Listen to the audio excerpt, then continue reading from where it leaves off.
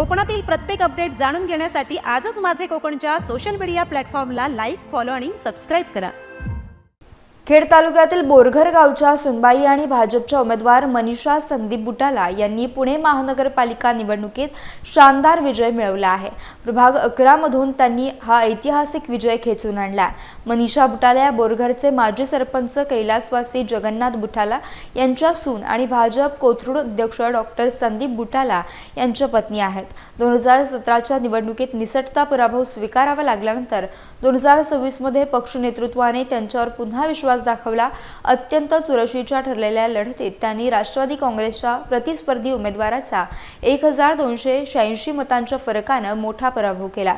मनीषा बुटाला यांच्या विजयाची बातमी समजताच बोरघर गावात आनंदाचं वातावरण पसरलं असून ग्रामस्थांनी फटाक्यांची आतिषबाजी करत जल्लोष साजरा केला।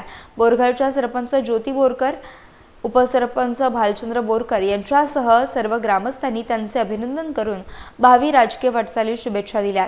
पुण्याच्या राजकारणात बोरघरचे नाव सन्मानाने झळकल्याने संपूर्ण परिसरातून त्यांच्यावर कौतुकाचा आणि अभिनंदनाचा वर्षाव होतोय।